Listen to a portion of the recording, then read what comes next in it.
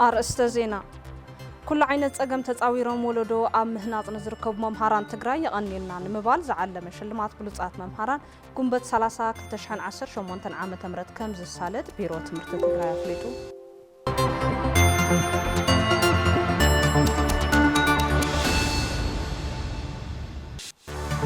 استفلالي حمام درك انز تصاورو عينتات دنش عبازحو ناب حارستوت نمبصح عمد لو كم زركب انستيتيوت مرمر حرشات تجري أفليتو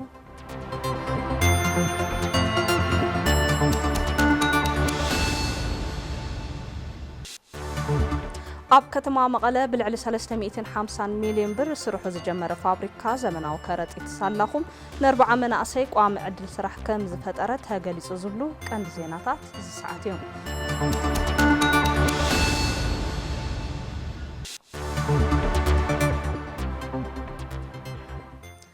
سلام دعنا هبلي كم يتعنيحكم خبركم تملكتنا كاب تلفزيون تجراي نساعد حدث مرتنا يوم استفلالي زيناتات حيزنا قريبنا لنا زيناتات بمقراب أنا لوام قبل كدام بمداي ملكت قوانقوا سلامون هايلو سمودات همساهم كنت أنحنا سناي مكتال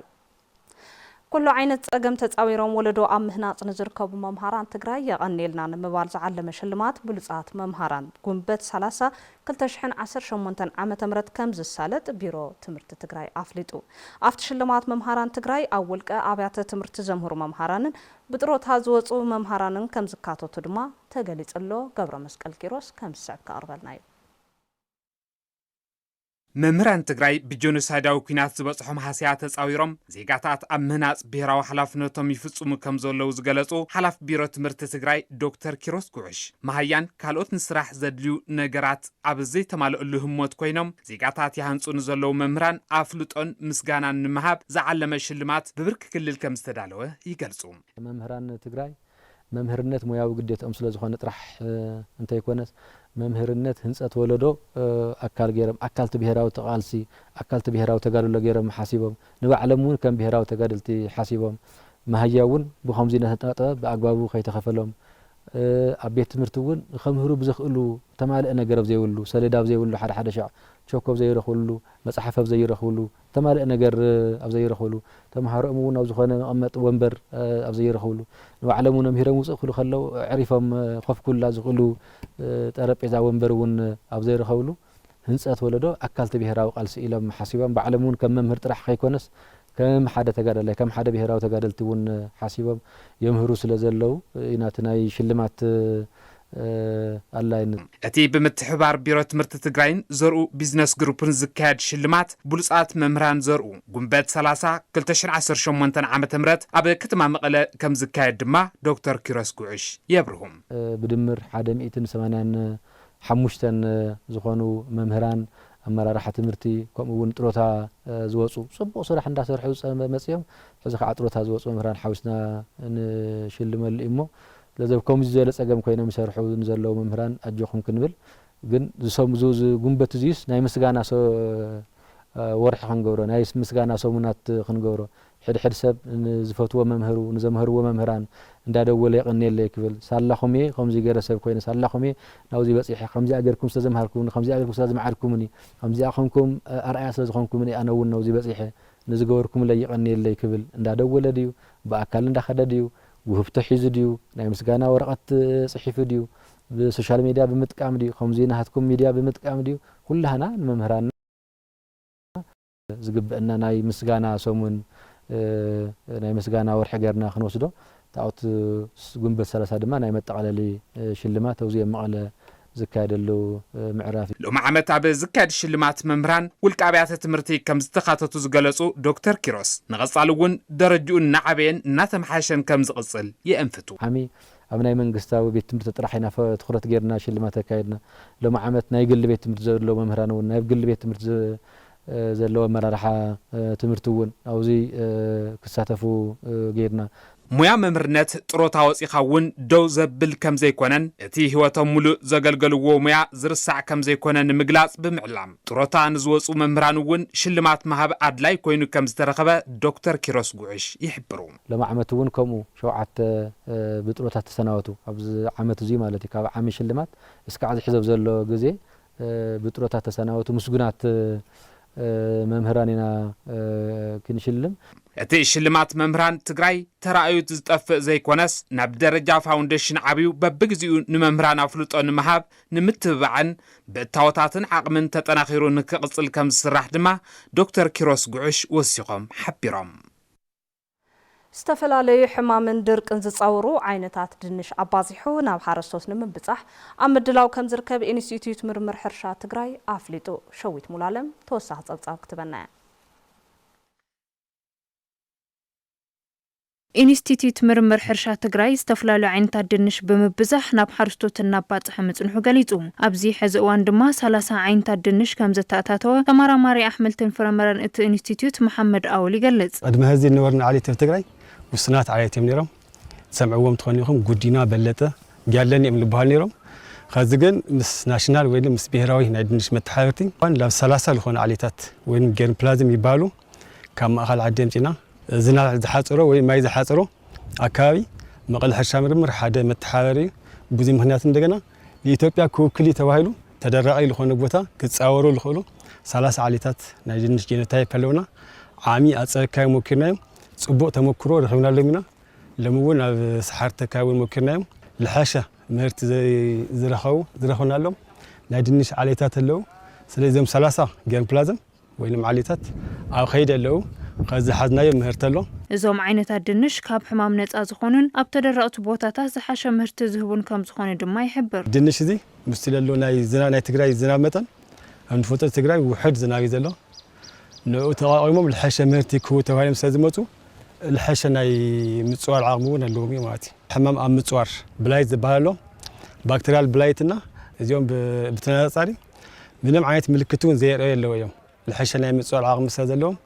ብልክዕ እውን ምህርቶም ልሓሸ ክኾን ይኽእል እዩ እዞም ዓይነታት ድንሽ ኣብ ዝተፈላለዩ ከባቢታት ትግራይ ከም ዝተመኮሩን ውፅኢታውነቱ ተራእዩ ድማ ናብ ሓረስቶት ከም ዝከፋፈለን ተመራማሪ ኣሕምልትን ፍረምረን መሐመድ ኣውል ይረድእ ኣብ ኣፅቢና ኣብ ሰሓርቲ ኣብ መቐለ 3 ቦታ ተሞኪሩ ኣሎ ናይዚኦም ውፅኢት ርኢና እንደገና ቀጻሊ ኣብ ጻዕዳ ኣምባ ኣብ ሓውዜን ኣብ ትግራይ ፖቴንሻል ዝኾነ ናይ ድንሽ ኣምራይቲ ቦታ ብስፍሓት ክኽወደሉ እዩ ካሊእ እውን እቶም ዝተመረፁ ዓሌታት እውን እዚኦም ጌኖታይፕ እዮም ዝበሃሉ ገና ኣብ ኸይዲ እዮም ዘለዉ ሽም ተባሂቦም እስካብ ሪሊዚንግ ወይ እስካብ ምልቃቕ እውን ክኽወደሎም እዮም ማለት እዩ ብምግቢ ዓርስኻ ንምኽኣልን ድኽዳኸ ንምንካይን ድንሽ ዝሓሸ ረብሓ ከም ዘለዎ ዝገለጹ ድማ ምክትል ክሮፕ ዋና ዳይሬክተር ኢንስቲትዩት ምርምር ሕርሻ ትግራይ ዶክተር ተስፋይ ተክለ ሃይማኖት እዮም ምግቢ ሕስና ክኸዱ ዝኽእሉ ኣብ ድንችና ስኳር ድንች ግን ቅድሚ ከዚ ብዙሕ ተጻዒሩ ብዙሕ ተሰሪሑ ብዙሕ ላተኸደ ዝመጽእ ስራሕ እዩ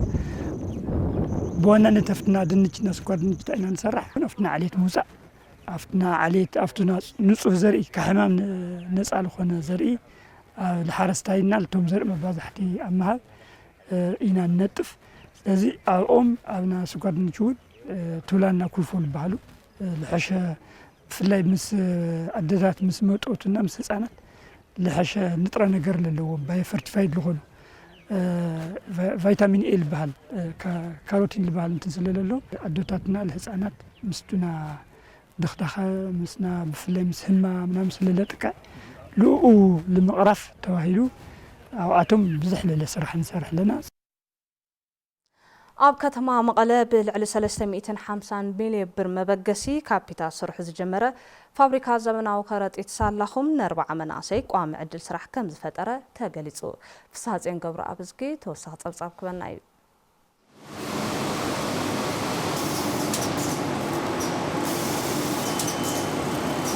ኣብ ከተማ መቐለ ብልዕሊ 350 ሚልዮን ብር መበገሲ ካፒታል ስርሑ ዝጀመረ ፋብሪካ ዘመናዊ ከረጢት ሳላኹም ን40 መናእሰይ ዕድል ስራሕ ከም ዝፈጠረን ጅማርኡ ጽቡቕ ከም ዝኾነን ኣካየዲ ስራሕ እቲ ፋብሪካ ኣይተ ማዓሾ ፀሓየ ገሊጾም ስራሑ ዳሓን እዩ ከምቲ ዘሎ ያው ከም ዝሰራሕሞ እቲ ምጅማሩ ኣብ ምጅማር ስታርታፕ ጽቡቕ እዩ 40 ሰራሕተኛ ቋሚ ሰራሕተኛ ያው ነባራት ወይ ከዓ ስኪል ተማሃሩ 18 ደቂ ኣንስትዮ 22 ደቂ ተባዕትዮ ጌርና ስራሕ ጀሚርና ኣለና ካፒታል መጀመር ናብ ከባቢ 352 ሚልዮን ካፒታል ጌርና ጀሚርና እዚ ግን እቲ ኢንቨስትመንት ግን እዚ የኾነ ናይ ፒፒ ባክ ወይ ከዓ ፖሊፕሮፓሊን ባክ ምህርቲ ሃይ ኢንቨስትመንት ይዝደሊ ንቐጻሊ ናብ ላዕለ ኢንቨስትመንት ዝዓብየሉ ኩነታት እዩ ክፍጠር ኣብ ከባቢና ዘሎ ናይ ፒፒ ባክ ሕፅረት እውን 50% كنشفنو زبل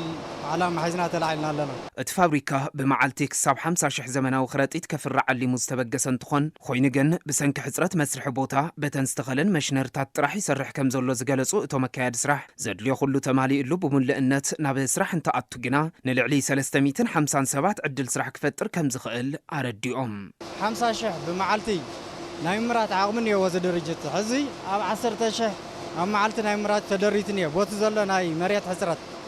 قصيلو وزين دحر تفتح لنا 50,000 خمرت مولع او مخجمر خلو 350 يخون لعلى سراحتنيا يخليو بوز مسرت نزخاون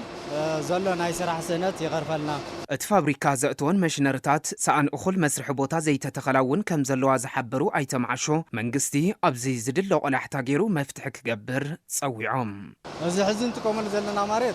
3,500 كاري زغانا زمناو كارت فابريكا خدمرت تقينكا اوزي نمرات نشتي خبيليني رو ماتيريال ستورج يبلنان ماشينات وانتاجزيان كفيلنيوا فينيشر برودكت نغمطل منقد يلي بوزي منقدي دريتنا اوزي ترديو منقسي نزي يمطنو زبلو بوتا ريو كهبنا اينا نحاتت ناي نداد حصرت لنا مبرهات بزح غزيا سللتفنا نوعو نملعل نشتي خبدتلنا اوزي ون منقسي بزاخلو منقدي اغزوا ديرو خريلنا نحاتت ابت فابريكا عدل سراح زفترلو من اسين قدم حزي ابي تمساسال سراح ينطفو كواتنبرو بسنكي قرت رقحه تطويلهم كم تصنحن حزقن بت فابريكا نستفترلهم عدل سراح بممسغان من اسي ابي عدوم صريحهم زنبرو له بايتال اليوم هيوتهم كغيرو يمعدوم قدم خازي سراح لمد نيرنا نديهم زعينه تمساسال نيرناي كاوس دويل سلل لخازي احنا لو زوصينا قدم ورح سراح عدل تفطيرنا نارانا له بحرفنا نمرح لنا خازي دق انستير له بتعم يملكنا خلو اوزنيو لاوزم ساعتخو او ورح دم زي كاس يقبل لخو يذاكراي كل ነገር ተከፍለካ ማለት እዩ ሞይ ሒስ ካተ ጸንሕ ሓስ ኖርማሊ ተጠቅመካ ምክንያቱ አልቸገረካ ግዜስ ላፋብሪካ ይኹን ምናምን ተጓይ ካታተል ነገር ነው ስራሕ ልምድ ተትሕዙ ይብል ሰዓት ብዙሕ ዓይነታት ስራሕ ነው እና ላው ኻሊ ዓድል ከይኸደላ ይመኽሮ ማለት እዩ ቦታ ተስፋሕፍሕ ሰራሕተኛና ምእታ ይዕድልለስ ለዓለ ፋብሪካዚ በባዓል ሞያታይና ስለል መጻናይም በይ አحنا ተወሰናቲና ነና خዝ ቦታ ተስፋሕ ግን ሰራሕተኛ ለና ሰፍሕ ለኻ ይዕድልስ ለዓለ هوسبيتال عيدر 26 كيلو زمزن حبت بعوت مطوحتي اوغيدو از مطوحت استغبرلن ادو اب صبوط عناو كنتات كم زركبان تلفزيون تግራይ ገሊጸና ኣለዋ ነዝዕውት መጥባሕቲ ዘካይዱ ሰሞያ ጥዕና ሪፈራል ሆስፒታል አይደር በወገኖም ክንድዝ ዝኣክል ሕበጥ በመጥባሕትን ተወግዱ ንፈለማ እዋን ምዃኑ አረዲኦም ነዘርዘሩ ገብረ እግዚአብሔር ገዳሙ ወይዘሮ ሙሉ ተክለ መድህን ነባሪት ወረዳ አምባስኔት ኮይነን ን14 ዓመታት ኣብ ከብደን ብዘጋጥመን ሕበጥ ንሓያል ስቃይ ተቃሊዐን ጸኒሐን ብዙሕ ሕክምና ፈቲነን ክስተኻለና ይኻለን ነዚ ጸገምን ዝተረዱ ማሕበር ምትሕጋዝ ማሕበረሰብ ፈለገ ህይወት ሙሉእ ወጻኤን ብምሽፋን ናብ ሆስፒታል አይደር መጽን ክሕከማ ገይሮም ካብ ማህፀንን ዝተበገሰ ሕበጥ ድማ ብዘድንግጽ መልክዑም 26 ኪሎ ዝምዘን መጥባሕቲ ተገይሩለን ካብቲን ዓመታት ዘሳቀየን ዝነበረ ሕማም ክናገፋ ከም ዝኽኣላም በአንደበትን ይዛረባም دويبل كفيبل موديو شعف لبي ترخو كل لمجن سقايك شعلو من مسئة لمجن تعديجة يزبهل راسن كتكوني ديخي تخودي يديخي عقمن هكي تهيله أنا وإذا خاتكم فوسمتي يزد اللمبر كوزي كوتسيلة أنا دحنة يبلين بيتشا فوسمت هوني إلى صلاة غيره تسجدو أي مقنع عمدنا شنتيات سقرا زي شيء تلقيمة بخيات ليتن قاترني حدر نيري كاوهي زقزي أقن وقح اللي بمسقنا ليتن قاترن تحقيسة هزويت أميثا يريو أدلخو سدراوي زرو ملو بوغنم محبر متحجاز محبرسب فلق هوت صادور ميديان إلى دما سميات عنا هوسبيتال عايدر زغور لن حاجزه مسكينا صبو بطعم تحقيسة دكتورون كله هزو سدراي زل كالي عدون مسقنا يزحيو بخلو كاو طعميت حقيسه قد محزه خمو حكمنا غيرا يتساخن حزقين تماصيل الله كله حبط وصيو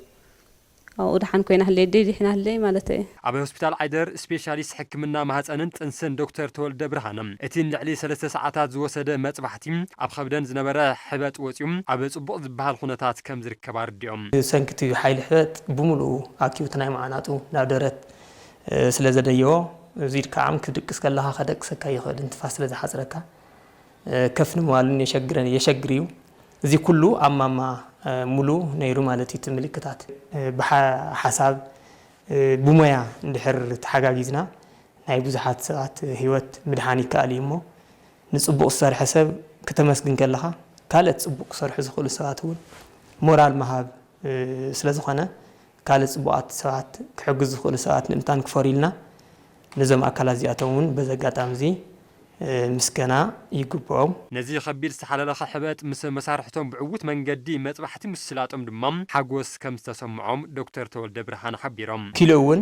ከባቢ 26 ኪሎ እያ ተመዚኑ ዓብዪ ምስ ምንባሩ ኖርማል ሓደ ኦፕሬሽን ሓደ ሓጋዚ ዶክተር ሒዝካ ኢኻ ተኣቲ ግን ናማማምሉ ምስቲ ዕብየቱ ከባቢ 3 ሓገዝቲ ደጓትር ሒዝና ናኣቲና ናፍቲ ኦፕሬሽን ማለት እዩ ክልተ ጠቕላላ ነቲ ሕይወት ኣንፈት ዝሕዝ ዝድግፍ ዝሕዝ ማለት እዩ ትመበል ሳልሳይ ብዋናነት ዋና ሓጋዚ ናይቲ ቀዳማይ ዶክተር ኮይኑ ዝሰርሕ ለዚ እዚ ይመስል ነይሩቲ ንዓይን መጀመርያ ግዜ እዩ ይትረፍደ ንኽሰርሐስ ንኽሰምዖ እውን ኣብ ዓይደር መጀመርያ ግዜ እዩ ውፍያት ሰብ ሃፍቲ ውዳበ ማሕበረሰብ ንግድን ነበርቲ ከተማ ዓድግራትን ወፃእ ዋጋ ነዳዲ ብምሽፋን ስራሕቲ ምንጻፍ ኣስፋልት እታ ከተማ ኣጀሚሮም ብትካል ሱር ኮንስትራክሽን ክስራሕ ውዕሊ ተኣሲሩሉ ብዩኒቨርሲቲ ዓድግራት ብኣማኻርነት ዝሳለጥ ዘሎ ፕሮጀክት ንነዊሕ ግዜ እናተጓተተ ብምጽንሑ ሕብረተሰብ ተደጋጋሚ ሕቶ እናቕረበሉ ዝጸንሐ እንትኾን ሎሚ 14 ጉንበት 2018 ዓመተ ምህረት ካብ ሆቴል ውቢት ናብ እንዳ ጨርቆስ ዝኸይድ መንገዲ ብዕሊ ምንጻፍ ተጀሚሩሎ ከንቲባ ከተማ ዓድግራት ኣይተረዳእ ገብረ እግዚአብሔር ቅድም ክብል ብስምምዕ ፕሪቶሪያ ተታሒዙ ብዝነበረ ስራሕቲ ሕውየትን ዳግመ ህንጸትን እቲ ስራሕ ክፍጸም ብዘይ ምኽኣሉ ከምኡን ብዝተፈላለየ ደረጃ ዝግለጽ ምኽባር ወሰንን ናይ ነዳዲ ጸገማትን እቲ ፕሮጀክት ልዕሊ ዓቐን ክጓተት ከም ዝገበሮ ሓቢሮም ይኹን እምበር ብሓደ ገጽ ናይ ህዝቢ ሕቶ ንምምላስ ብኻልእ ገጽ ድማ ካብዚ ንላዕሊ ምቕጻል ንመሰረተ ልምዓት እቲ ከተማ ብጣዕሚ ስለ ዝጎድእ ምምሕዳር ከተማ ዓድግራት ምስ ውፍያት ሰብ ሃፍቲ ውዳበ ማሕበረሰብ ንግድን ህዝብን ብምስታፍ ናብቲ ሕዚ ተበፂሑ ዘሎ ደረጃ ምንጻፍ ከም ዝበቃዕን ካብ ዝቐፂሉ ንምውፃእ ወርቂ ዝኸይድን ኣብ መንጎ ዘሎ ዓብዪ መሰጋገሪ ድልድልን ስራሕቲ ተጠናኺሩ ከም ዝቕፅል ገሊፆም ኣባል ኮሚቴ እቲ ልምዓታዊ ፕሮጀክት ኣይተ ገብረስላሴ በርሀ እቲ ተፈጢሩ ዝጸንሐን ዘሎን ጸገም ነጋዳይ ማሕበረሰብ ገንዘብ ብምውፃእ ከም ዝሸፈኖ ብምግላጽ ቀጻላይ ካብ እንዳ ጨርቆስ ክሳብ ምውፃእ ወርቂ ዘሎ ህንፀት ድማ መሊኡ ንኽውዳእ ኣብ ጎኒ ምምሕዳር ከተማ ዓድግራት ኮይኖም ከም ዝቕፅሉ ገሊፆም ከም ጸብጻብ ጉዳያት ኮሙኒኬሽን ከተማ ዓድግራት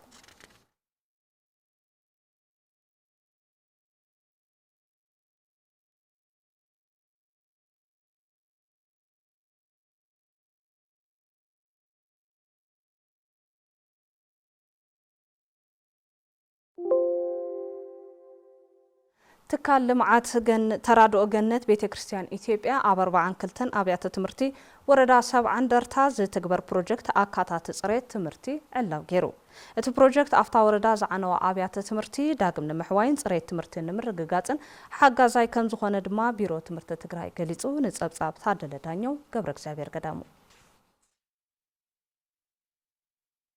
ትካል ልምዓትን ተራድኦን ገነት ቤተ ክርስቲያን ኢትዮጵያ ምስ ፊዳ ኢንተርናሽናል ዝተባሃለ ትካል ብምትሕባር ኣብ 42 ኣብያተ ትምህርቲ ወረዳ 70 እንደርታ ዝትግበር ፕሮጀክት ኣካታት ጽሬት ትምህርቲ ዕላው ተገይሩ እቲ ፕሮጀክት ኣብ ዝቕፅሉ 4 ዓመታት ዝትግበርን ዕንወትን ዝበፅሐን ኣብያተ ትምህርቲ ተረባሕቲ ዝገብርን ከም ዝኾነ ድማ ኣቦ ወንበር ቦርድ ገነት ቤተ ክርስቲያን ኢትዮጵያ ኣይተ ብርሃኑ ከበደ ይገልጹ በእንደርታ ወረዳ ለህፃናት አካታች ጥራት ያለው ትምህርት ፕሮጀክት በይፋ ስናስጀምር ከፍተኛ ደስታ እየተሰማን ነው። ኣብ ወረዳ እንደርታ ፕሮጀክት ኣካታት ጽሬት ትምህርቲ ብዕልን ትንጅምር ልዑል ደስታ ይስምዓና ኣብ ትግራይ ምስቲ ዘሎ ጸገም ባሽሓት ዝቑጸሩ ህፃናት ዕድል ትምህርቲ ከም ዘይረኽቡ ፍሉጥ እዩ ኣብ ሓደ ከባብታት እውን ኣብያተ ትምህርቲ ሕዚ እውን ዓንየን ይርከባ ውሕዳት ዘይበሃሉ ክፋል ሕብረተሰብ እውን ኣብ ቁጠባዊ ጸገም ይርከብ ናይዚ ፕሮጀክት ዕላማ ድማ ነዞም ጸገማት ብምፍታሕ ህፃናት ክመሃሩ ምግባርን ጽሬት ትምህርቲ ምርጋጽን እዩ ትምህርቲ ንወዲ ሰብ ቁልፊ መሳርሒ ዝበሉ ተወካሊ ፊዳ ኢንተርናሽናል ቪዛ ማቶ ኣብ ትግራይ ጽሬት ትምህርቲ ንምርጋጽ ኣብ ዝግበር ጻዕሪ ትካሎም ዝከኣለ ኩሉ ሓገዝ ከም ዝገብር የብርሁም I know that in here in this Tigray region people highly value education ህዝቢ ትግራይ ንትምህርቲ ዝለዓለ ትኩረት ከም ዝህብ ይፈልጥ እየ ተምሃሮ ዕድል ትምህርቲ ክረኽቡ ምግባር ድማ ናይ ኩላትና ደገፍ እዩ ዝሓትት ጽሬ ትምህርቲ ምርጋጽ ወን ሓላፍነት ኩላትና እዩ ጽሬ ትምህርቲ ክረጋገጽ እንተኾይኑ ፈላማን ዝምሃሩ ህፃናት አድላይ ደገፍን ክትትልን ክንገብረሎም ይግባእ how we ensure that they have the possibility to learn those skills that they need in their lives. مختل حلفي بيرو تمرت تግራይ መምህር ጀማል በሽር እቲ ፕሮጀክት ኣብታ ወረዳ ዛዕነዋ ቢያሰ ትምህርቲ ዳግም ንምሕዋይን ጽሬት ትምህርቲ ንምርጋጽን ወሳኒ ይብሎም ከም ትግራይ እቲ ናይ ጀኖሳይዳዊ ኩናት ዝፈጠረና ዕንወት ኣብ ማተርያል ይኹን ኣብ ጽሬት ትምህርቲ ኣብ ሂውማን ሪሶርስ ኣብዚ ብዛዕሚ ዓብይ ሓደጋታት ተፈጺሙና እዩ እንደርታ ከም ዝፍለጥ 84 ኣብያተ ትምህርቲ ዘለዋና ካብኣተን 42 almost 50% ዝኣክል ብዚ ይሕቆፍ ኣለዋ እየን እዚ ድማ ኣብኣተን እንታይ ይሰርሕ ዝኽእል ሓደ እቲ ናይ ጽሬት ትምህርቲ ወይ ከዓ እዚ ናይ ጸምባራይነት ትምህርቲ ዝበሃል ኣሎ እዚ ኢንክሉሲቭ ንብሎ እቲ ተምሃራይ እውን እቲ መምህር እውን ዓቕሙና ዓብየሉ ዝኸደሉ መንገዲ እናተፈጠረ ምንታን ክሰርሕ እዩ እቲ ናይ ሎም ዓንቲ ላውንች ፕሮግራም ተዘጋጅዩ ዝኒአ እሞ ስለዚ ከም ትግራይ ክራይ እንተሎ ዓብይ ሓገዝ ክኾነና ኢና ተስፋ ንገብር ሓላፊ ቤት ጽሕፈት ትምህርቲ ወረዳ 70 እንደርታ መምህር ዘብርሃን ገብረ ሚካኤል በወገኖም እዚ ፕሮጀክት ኣብታ ወረዳ ብሰንኪ ዕንወት ኣብያተ ትምህርቲ የጋጥም ንዘሎ ጸገም ምምሃር ምስትምሃር ዘቃልልኩም ዝኾነ ይገልጹ 42 ኣብያተ ትምህርቲ ዘኣኽላ ሓቂፉልና ኣሎ እዚ ከዓ እንደገና ለህፃናት 70 እንደርታ ብጣዕሚ ኣብቲ ጽሬት ትምህርቲ ይኹን ኣብቲ ናብ ማኣዲ ትምህርቲ ክኸቱ ይኹን ዘለዎ ረብሓ ብጣዕሚ ጠቃሚ እዩ 2019 እዩ ክጅምር ትጽቢት ዘለና ማለት እዩ ስለዚ ፍተን ኣብያተ ትምህርትና ድማ ጽቡቕ ናይ ሪሃቢሊቴሽን ናይ ህንጻታት ምህዳስ ስልጠናታት ኣምሃብ ኣብዚ ብጣዕሚ ዓብይ ኣስተዋጽኦ ክገብረልና ኢና ትጽቢት ንገብር ማለት እዩ እቲ ፕሮጀክት ንልዕሊ 30,000 ተምሃሮ ቀጥታ ተጠቀምቲ ዝገብር ከም ዝኾነ ድማ ኣብቲ ዕላውነት መድረኽ ተገሊጹ እዩ ኣብ ወረዳ ጣንቋ ምላሽ ብምትሕባር ጎል ኢትዮጵያን ፋኦን ንኣስታት 126,000 እንስሳ ወፍሪ ክታበት ከም ዝተዋሃበ ተገሊጹ ንጉስ ኣማረ ኣዋዲድና ኣሎ ሸዊት ኪዱ ከም ዝስዕብ ከቕርበልና እዩ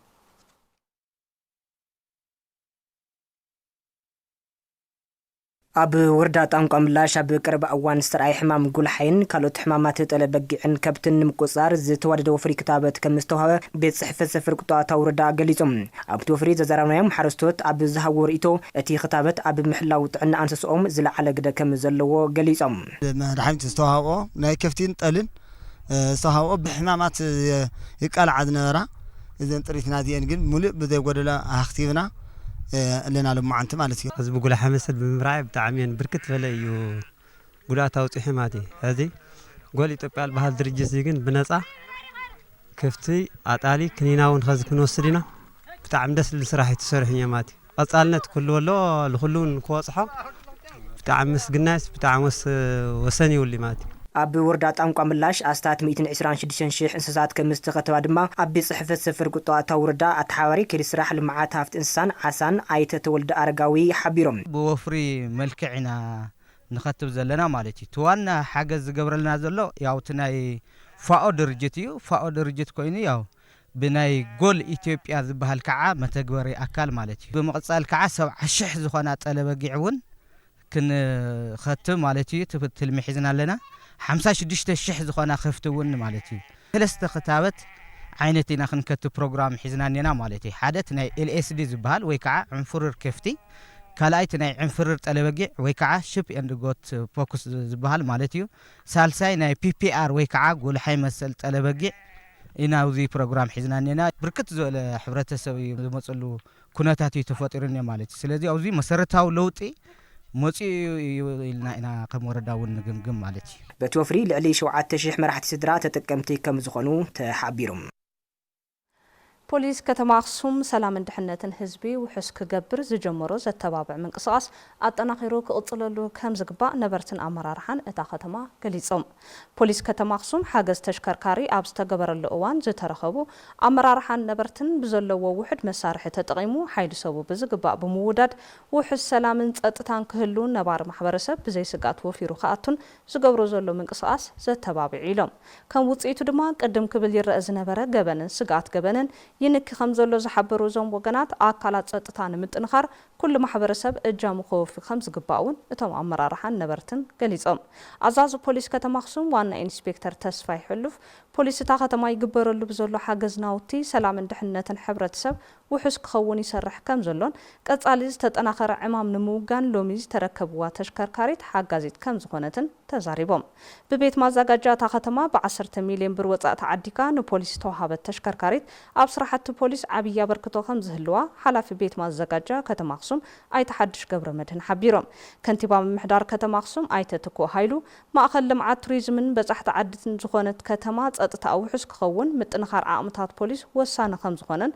ንቐጻሊ እውን ዝግበሩ ደገፋት ተጠናኺሩ ከም ዝቕጽልን ገሊጾም ከም ጸብጻብ ፍስሓ መዝገበ